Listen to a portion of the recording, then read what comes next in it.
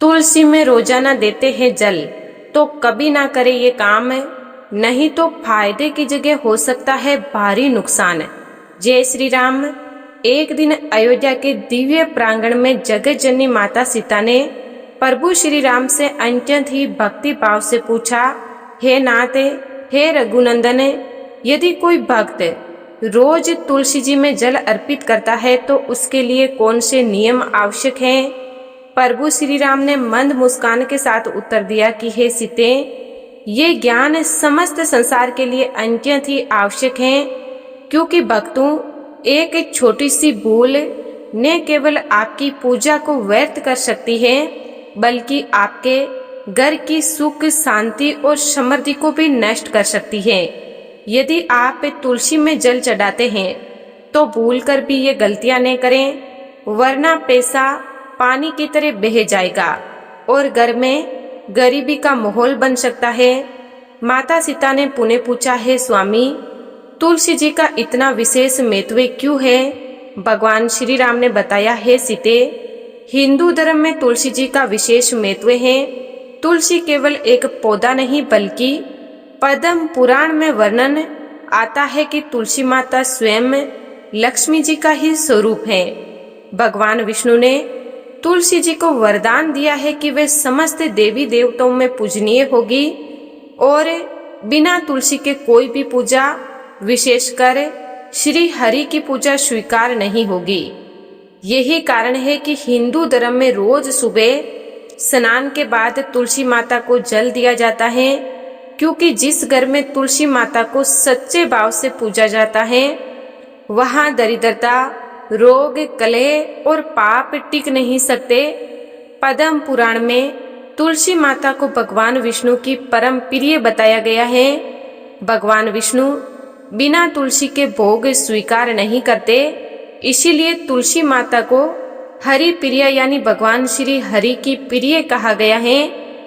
स्कंद पुराण के वैष्णव खंड में कहा गया है कि जो व्यक्ति श्रद्धा से तुलसी जी की सेवा करता है उसके घर में सदा लक्ष्मी का वास होता है और दरिद्रता का नाश होता है। इसीलिए तुलसी जी का पूजन करने से भगवान विष्णु और माता लक्ष्मी दोनों की कृपा प्राप्त होती है, जिसे घर में धन और खुशहाली बनी रहती है। लेकिन ध्यान रहे, अगर आप रोज तुलसी में जल चढ़ाते हैं तो हिंदू शास्त्रों में लिखे हुए कुछ विशेष नियमों का पालन करना बहुत ही जरूरी है। अगर इन नियमों का उल्लंघन किया गया तो शुभ फल की जगह अशुभ फल मिलने लगते हैं, जिससे तुलसी माता के साथ साथ भगवान विष्णु और माता लक्ष्मी भी आपसे रुष्ट हो सकती है। इसके परिणाम स्वरूप घर में अशांति बढ़ने लगती है, धन संबंधी परेशानियां आने लगती है और घर में नकारात्मक ऊर्जा का वास होने लगता है। आज हम हिंदू पुराणों के अनुसार जानेंगे क्या वे गलतियां जो तुलसी जी में जल चढ़ाते समय नहीं करनी चाहिए। इसके साथ ही हम पुराणों के अनुसार जानेंगे कि तुलसी का पौधा कहाँ लगाना चाहिए ताकि आपके जीवन में सुख, समृद्धि और खुशहाली हमेशा बनी रहे। तुलसी के पास कौन सी चीजें रखनी चाहिए और कौन सी चीजें नहीं रखनी चाहिए, इन सभी सवालों के जवाब आपको हिंदू पुराण के अनुसार बिल्कुल सही इस वीडियो में मिलेंगे। अगर आप ये वीडियो पूरा देख लेते हैं तो आपको कहीं और भटकने की जरूरत नहीं पड़ेगी।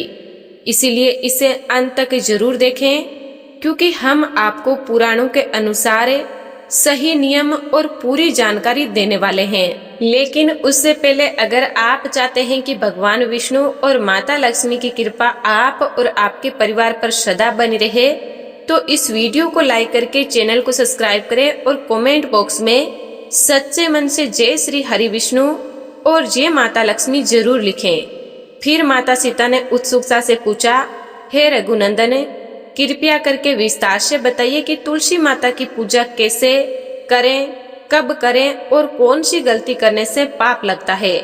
भगवान श्री राम ने बताया, है सीते, आज हमें तुलसी पूजा के समस्त नियम, दोष और परिणाम धार्मिक प्रमाणों के साथ विस्तार से जानते हैं।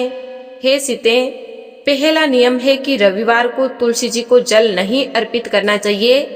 गरुड़ पुराण के प्रेत खंड के अनुसार रविवार के दिन तुलसी माता को जल अर्पण करना दोष देने वाला कार्य माना गया है। रविवार को तुलसी जी को जल देने से पाप बढ़ते हैं और उल्टा फल मिलता है। इसीलिए रविवार के दिन तुलसी माता को जल नहीं देना चाहिए। इसके अलावा एकादशी और द्वादशी के दिन भी तुलसी माता को जल नहीं चढ़ाना चाहिए। एकादशी भगवान विष्णु का अत्यंत ही प्रिय दिन है और तुलसी माता श्री हरि को अत्यंत ही प्रिय है। पद्म पुराण और स्कंद पुराण में वर्णन है कि इस दिन तुलसी माता विश्राम करती हैं। इसीलिए एकादशी के दिन उन्हें स्पर्श करना, जल देना या पत्ता तोड़ना मना है। जो व्यक्ति एकादशी के दिन तुलसी को स्पर्श करता है या उन्हें जल देता है, वह विष्णु जी की भक्ति से रुष्ट होकर दोष प्राप्त करता है। पद्म पुराण के उत्तरखंड के अनुसार एकादशी के दिन भगवान विष्णु योग निद्रा में होते हैं और तुलसी माता भी एकादशी के दिन भगवान श्री हरि विष्णु का ध्यान करती है। इस दिन तुलसी माता आध्यात्मिक में विश्राम में होती है। इस दिन उन्हें जल देने या उन्हें स्पर्श करने से उनके ध्यान में विघ्न पड़ता है। इसीलिए एकादशी के दिन तुलसी माता को जल देना या स्पर्श करना अशुभ और अपवित्रता का सूचक माना जाता है। द्वादशी के दिन भी तुलसी जी को जल नहीं चढ़ाना चाहिए और ना ही उन्हें स्पर्श करना चाहिए, क्योंकि द्वादशी के दिन तुलसी जी को जल अर्पित करने से और उन्हें स्पर्श करने से ब्रह्म हत्या का पाप लगता है। इसीलिए रविवार, एकादशी और द्वादशी के दिन तुलसी माता को दूर से ही प्रणाम करना चाहिए और मानसिक रूप से ही उनकी पूजा अर्चना करनी चाहिए। इस नियम का पालन करने से एकादशी, द्वादशी और रविवार को तुलसी माता की पूजा का शुभ फल प्राप्त होता है और तुलसी माता के साथ भगवान श्री हरि विष्णु भी प्रसन्न होते हैं। इसके अलावा हर दिन तुलसी माता को जल अर्पित करना चाहिए। यदि किसी को इन नियमों की जानकारी न हो और भूल से इन दिनों में कोई तुलसी जी को जल चढ़ा दे, तो विष्णु सहस्त्र नाम का पाठ करे और समय याचना करे। स्कंद पुराण में कहा गया है कि जो भक्त तुलसी को जल देता है उन्हें 7 कल्पों तक पुण्य प्राप्त होता है और सभी पापों से मुक्ति मिलती है। फिर माता सीता ने विनम्रता से पूछा, है प्रभु, तुलसी दल पत्ते तोड़ने के विषय में शास्त्र क्या कहते हैं? भगवान श्री राम ने बताया, है सीते, दूसरा नियम तुलसी की पत्तियों को तोड़ने से जुड़ा है। स्कंद पुराण के वैष्णव खंड में उल्लेख है कि जो भी भक्त तुलसी की पत्तियों के साथ विष्णु भगवान की पूजा करता है उसे अक्षय फल की प्राप्ति होती है। लेकिन तुलसी के पत्ते लेना कोई सामान्य कार्य नहीं, ये शुद्धता, विशेष समय और मर्यादा का विषय है। यदि कोई इन नियमों का उल्लंघन करे तो न केवल उसकी पूजा निष्फल होती है बल्कि पाप का भागी बनना पड़ता है। जो व्यक्ति वर्जित समय में तुलसी दल तोड़ता है वह घोर नरक का भागी बनता है और कल्पों तक कष्ट पाता है। स्कंद पुराण में कहा गया है कि एकादशी के दिन जो मूर्ख व्यक्ति तुलसी को छूता है वह निश्चित ही नरक का भागी बनता है। ब्रह्मवर्त पुराण के अनुसार रात्रि में रविवार, ग्रहण, संक्रांति, पूर्णिमा, एकादशी और द्वादशी के दिन तुलसी के पत्ते न तोड़े। इन तिथियों पर तुलसी जी स्वयं भगवान विष्णु की सेवा में लीन होती है, इसीलिए उन्हें स्पर्श करना भी मना है। यदि किसी पूजा या पर्व के दिन तुलसी की पत्तियों की आवश्यकता हो और वे दिन निषेध हो, जैसे एकादशी या रविवार हो, तो आप उसे एक दिन पहले सूर्योदय के बाद तुलसी के पत्ते तोड़कर शुद्ध पात्र में रख सकते हैं। पद्म पुराण के अनुसार प्रातः काल में स्नान करके शुद्ध और साफ वस्त्र पहनकर शुद्ध शरीर और मन से ही तुलसी के पत्ते तोड़ने चाहिए। दोपहर या शाम के समय तुलसी माता विश्राम अवस्था में होती है, तब तुलसी के पत्ते नहीं तोड़ने चाहिए। रात के समय में अपवित्र अवस्था में, क्रोध में, जल्दबाजी में और झूठे हाथ भी तुलसी के पत्ते नहीं तोड़ने चाहिए। ये तुलसी माता का अपमान होता है। केवल प्रातःकाले सूर्योदय के बाद तुलसी के पत्ते तोड़ने चाहिए। स्कंद पुराण के अनुसार रविवार, चतुर्दशी, ग्रहण और संक्रांति जैसे अवसरों पर जो तुलसी के पत्ते तोड़ते हैं वह मृत्यु और पाप के भागी होते हैं। तुलसी के पत्ते सिर्फ पत्ते नहीं होते, बल्कि तुलसी दल श्री हरि के हड्डी का हिस्सा है। इसीलिए तुलसी के पत्तों को छीनकर या झटके करके नहीं तोड़ना चाहिए, बल्कि तुलसी माता से प्रार्थना करके प्रेम से एक एक पत्ता लेना चाहिए। तुलसी माता स्वयं देवी है। पद्म पुराण के उत्तरखंड में कहा गया है कि तुलसी स्वयं श्री लक्ष्मी, विष्णु प्रिया और वैष्णव की पूज्य देवी है। उन्हें प्रणाम करना चाहिए, न कि बिना अनुमति पत्ते तोड़ने चाहिए। तुलसी दल तोड़ने से पहले हाथ जोड़कर तुलसी माता से इस प्रकार प्रार्थना करनी चाहिए कि हे वृद्धा देवी, हे तुलसी माता, भगवान श्री हरि की पूजा के लिए हम आपके कुछ दल, कुछ मंजरी लेकर उनकी सेवा करना चाहते हैं। आप कृपा करके मुझे दीजिए। इस तरह प्रार्थना करने के बाद प्रेम से तुलसी के पत्ते तोड़ लेने चाहिए। तुलसी के पत्तों को नाखून से नहीं तोड़ना चाहिए। स्कंद पुराण के वैष्णव खंड में वर्णन है कि तुलसी के पत्तों को नाखून से नहीं, बल्कि केवल दाएं हाथ के अंगूठे और तर्जनी यानी पहली अंगुली से तोड़ा जाए, जिसे तुलसी माता को चोट न पहुंचे। तुलसी जी की शाखा को बिना कारण काटना या पूरी शाखा तोड़ना पाप माना गया है। तब माता सीता ने पुनः पूछा, है रघुकुल श्रेष्ठ, जल अर्पित करने का सही विधान और तरीका क्या है? भगवान श्री राम ने बताया, है सीते, तीसरा नियम तुलसी जी में जल अर्पित करने के सही तरीके से जुड़ा है। पद्म पुराण में कहा गया है कि जो व्यक्ति संकल्प पूर्वक नियम से तुलसी जी को जल देता है वह श्री हरि विष्णु के प्रिय भक्तों में गिना जाता है। उसके परिवार में कलेश समाप्त हो जाते हैं। उसके घर में देवी लक्ष्मी का हमेशा निवास रहता है। संतान सुख और आयु में वृद्धि होती है और यम के दूतों से उसकी रक्षा होती है। स्कंद पुराण के वैष्णव खंड में वर्णन है कि जो व्यक्ति प्रतिदिन तुलसी का पूजन करता है उसे मोक्ष की प्राप्ति होती है और उसके पितर भी संतुष्ट होते हैं। तुलसी माता को जल देना एक तप, एक साधना और श्री हरि विष्णु की सेवा का सबसे सरल और पवित्र माध्यम है। लेकिन अगर तुलसी जी को जल अर्पित करने के नियमों में गलती हो जाए तो पुण्य की जगह पाप भी मिल सकता है। इसीलिए तुलसी जी को जल देते समय शास्त्रों में बताए गए नियमों का विशेष ध्यान रखें। स्कंद पुराण के वैष्णव खंड के अनुसार अशुद्ध अवस्था में तुलसी जी की पूजा नहीं करनी चाहिए। इसीलिए स्नान करके शुद्ध वस्त्र पहनकर शुद्ध शरीर और मन से ही तुलसी जी को जल चढ़ाएं। गरुड़ पुराण के पूर्व खंड में वर्णन है कि रात्रि, मध्य रात्रि और संध्या के समय तुलसी जी को स्पर्श करना वर्जित है।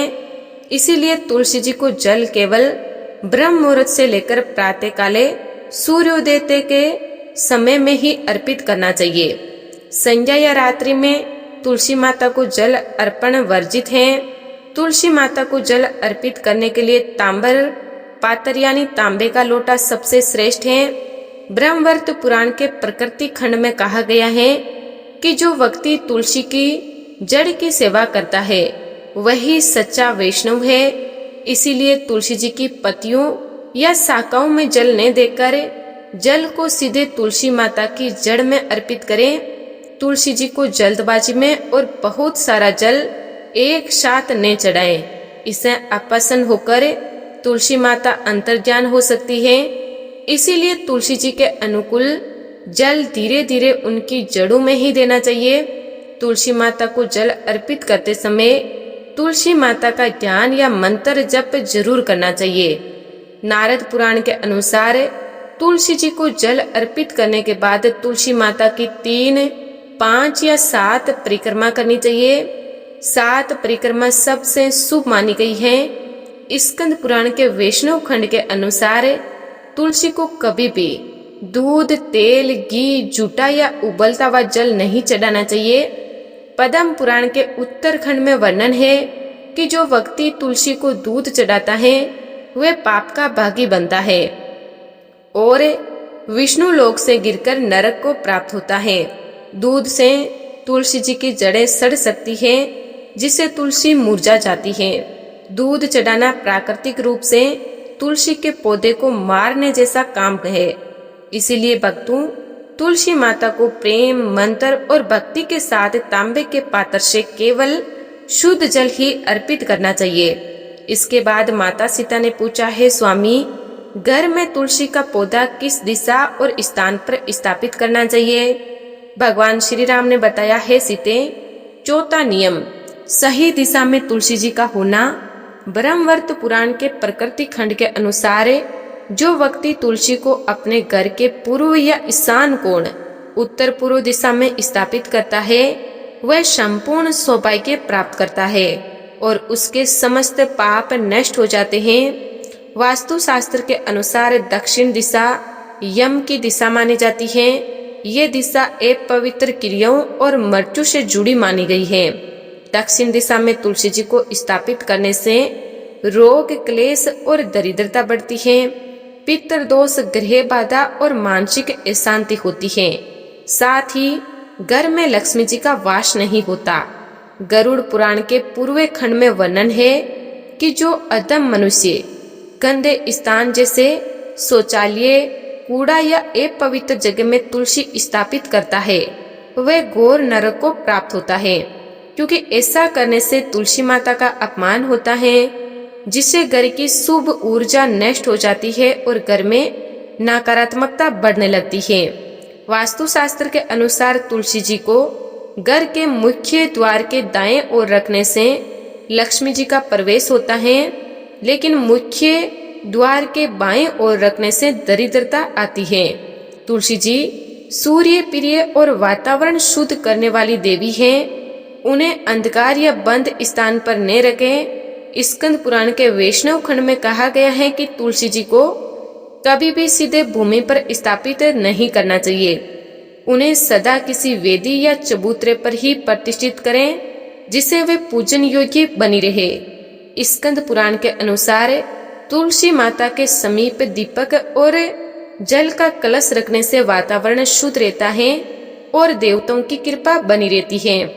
तब माता सीता ने अंतिम में शंका व्यक्त करते हुए पूछा है, प्रभु पूजन सामग्री, पुष्प और अन्य नियमों के संबंध में शास्त्र क्या निर्देश देते हैं? भगवान श्री राम ने स्पष्ट करते हुए उत्तर दिया है, सीते पांचवा नियम पद्म पुराण के अनुसार तुलसी माता पर केवल सात्विक और विशुद्ध फूल जैसे कमल, चंपा, पारिजात आदि चढ़ाने चाहिए। सुगंधहीन या दुर्गंध युक्त फूल जैसे कनेर, दुर्वा, आक, धतूरा तुलसी जी पर चढ़ाना वर्जित है। हरिवंश पुराण के अनुसार भगवान विष्णु की पूजा में सूखे या कटे हुए तुलसी पत्तों का उपयोग नहीं करना चाहिए। पद्म पुराण के उत्तरखंड में कहा गया है कि तुलसी जी के पत्ते एक बार भगवान को अर्पित हो जाने के बाद उन्हें फिर से अर्पित नहीं करना चाहिए।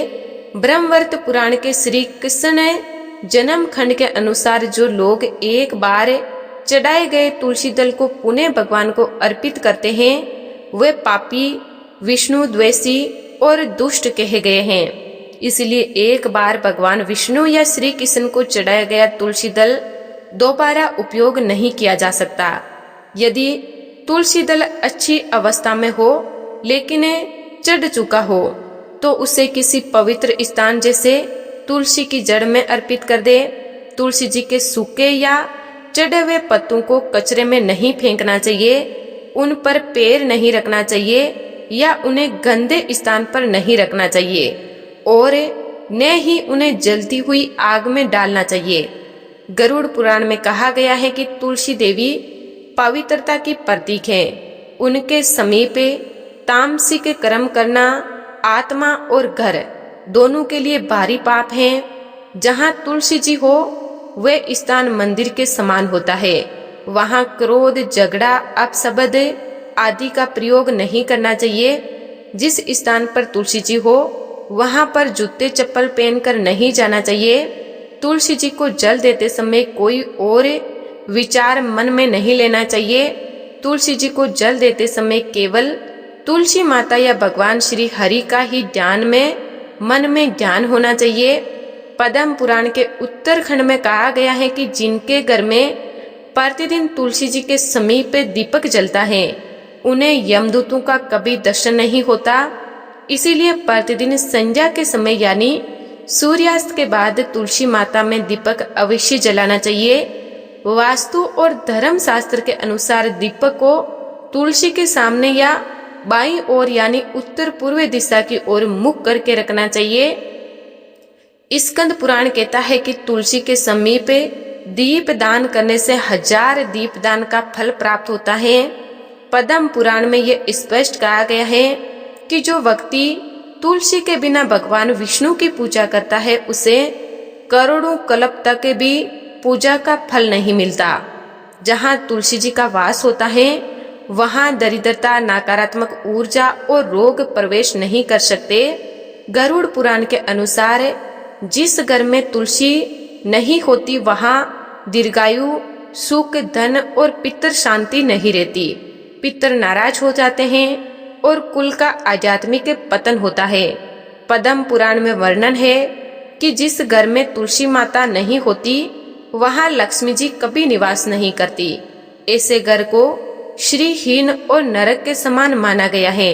इसलिए हे सीते, समस्त भक्तों को भगवान विष्णु और माता लक्ष्मी की प्रसन्नता के लिए घर में तुलसी माता को स्थापित करके सभी नियमों का पालन करते हुए तुलसी जी की पूजा करनी चाहिए, जिससे घर में सुख, शांति और समृद्धि हमेशा बनी रहे।